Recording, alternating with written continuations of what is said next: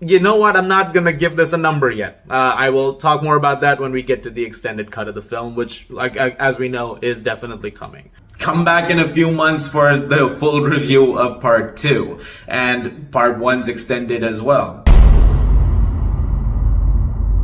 So for this video, we're going to be doing things a little differently. I'm going to talk about both the director's cuts of Rebel Moon in one go, but I'm going to separate them into chapters. I'll talk about the first one first, I'll talk about some of the changes that have been made, I'll talk about the second one, see how the thoughts have evolved across both of them, and give the verdicts on both of them. And hopefully this will be a slightly different kind of experience than you're used to with the rest of the channel, so I hope you guys enjoy it. So without further ado, let's begin.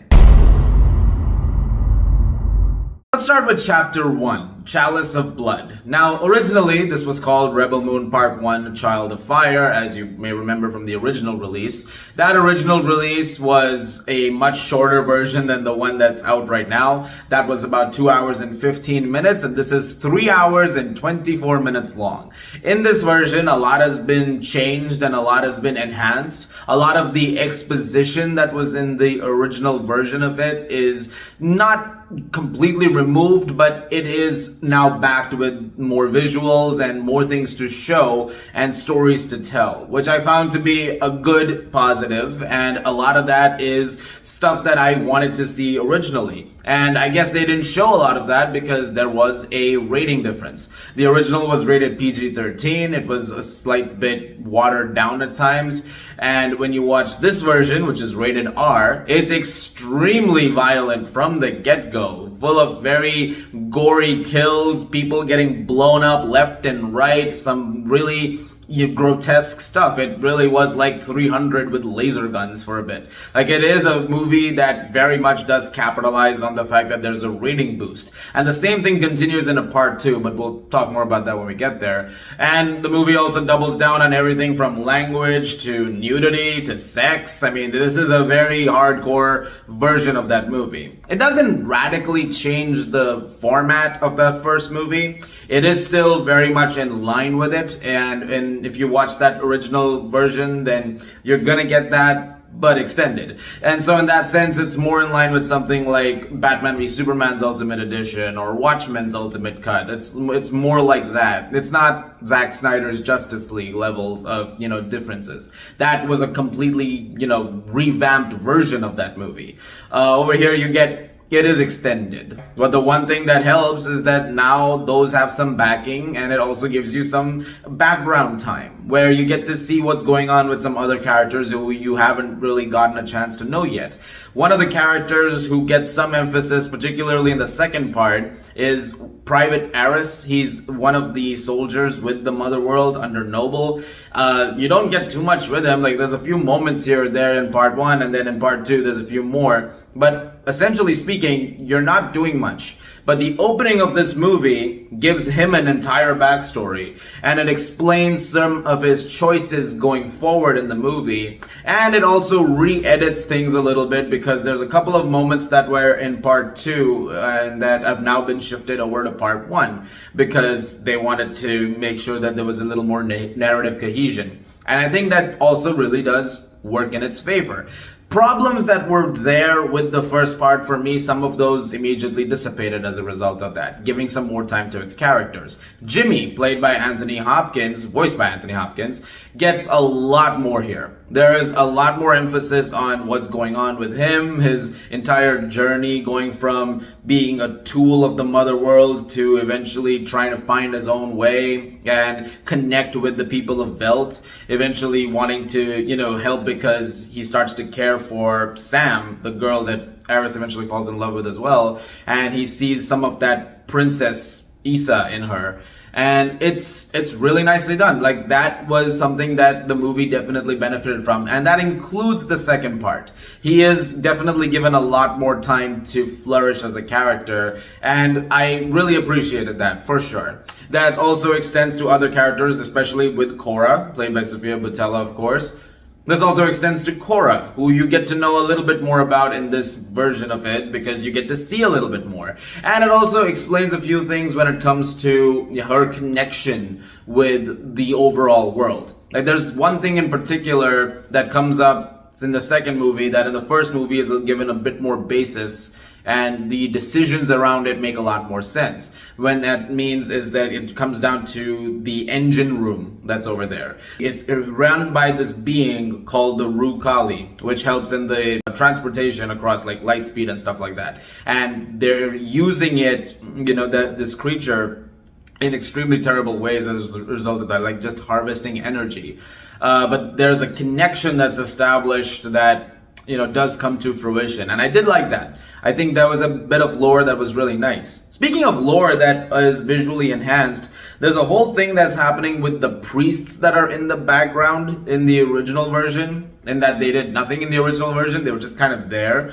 Here you get to see a little bit more of what they're up to. Like after they take over a place, the administrator or whoever is in charge of the place, they take a tooth from that person and they add it to this canvas that they've got with a picture of the princess at the center, and it's creating this pattern of all the places that they've conquered so far. It's a really twisted thing, and I like the fact that it sort of expanded upon that. There's this creepy chant that they're doing as they do it, which was, yeah, I like that. That was a nice little detail.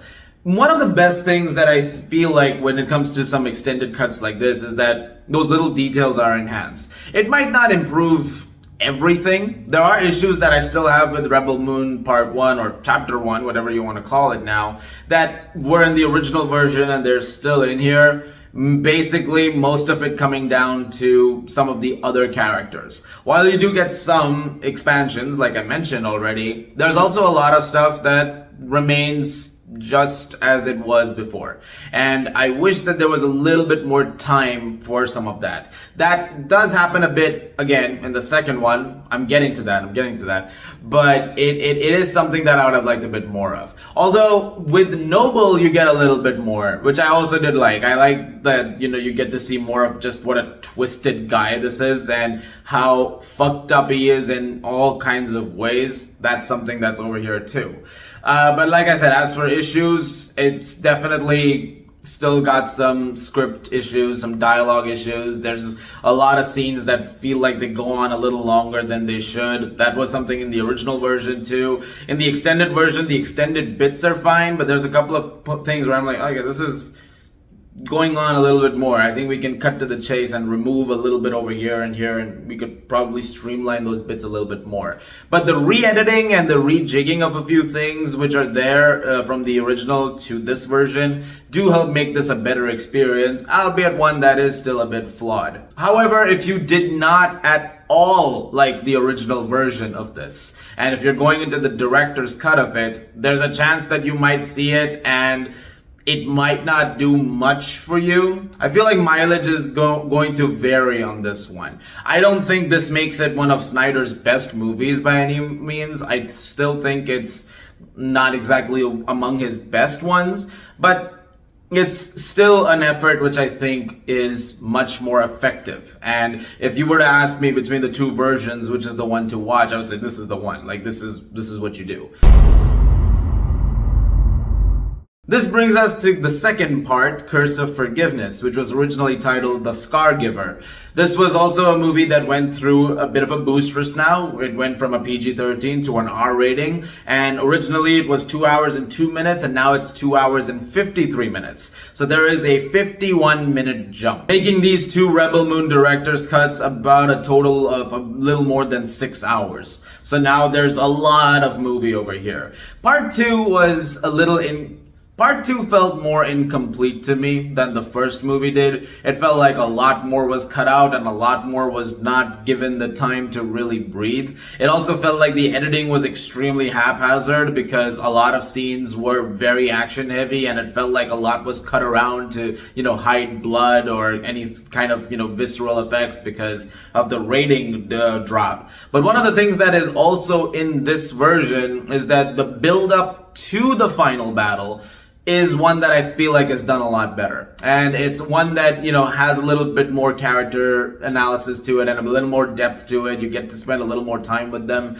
It is still a round table conversation where they really get to know each other. So there is that. But It's one that I think works a little bit better because the build up to it feels a little bit more, spaced out. So it doesn't feel as rushed anymore. And it also explains why certain things happen the way that they do. For example, there's a group, the Lakeshaws, that are being used from other parts of Veld, and they're like, hey, you guys report back to the King's Gaze and, you let them know what's going on with the village, because if it's bad, we're gonna need to deal with it in a very specific way. And so they're spying on the entire thing, but also, at this point of time, you get a little more time with Jimmy, who disrupts it eventually, and he kills the Lakeshaws, which I thought was a really good move. I like the fact that, again, Jimmy gets a lot to do over here. And his journey into fighting for the rebels makes so much more sense. It's like there is a reason that he's given to fight. So I did appreciate that as well.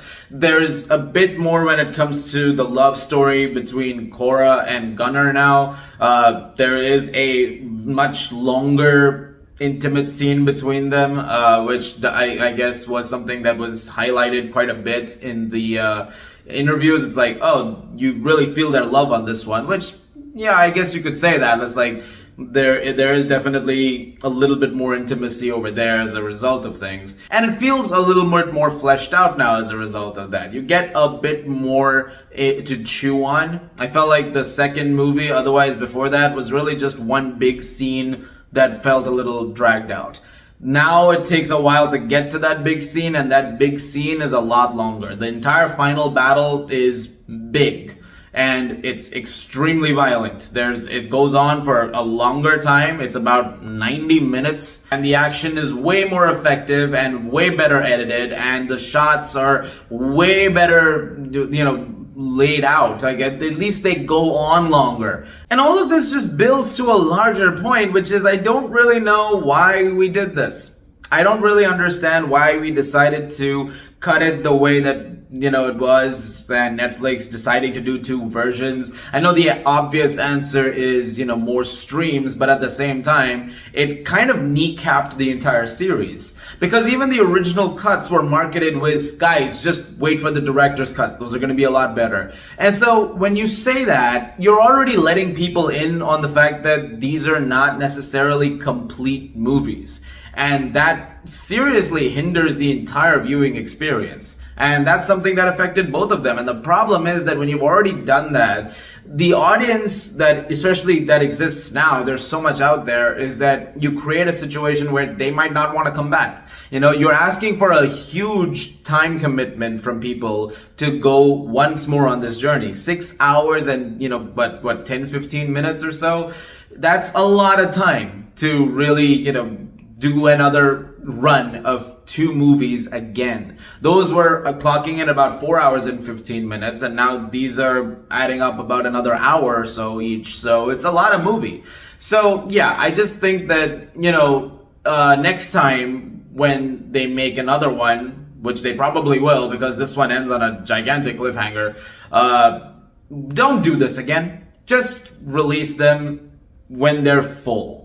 It's because it's streaming anyway. Like, I would have understood if this was a theatrical thing, but while there were some screenings on the big screen for parts 1 and 2, in fact, I saw Scargiver, the original version, in theaters, I still think, like, at the end of the day, these are Netflix movies.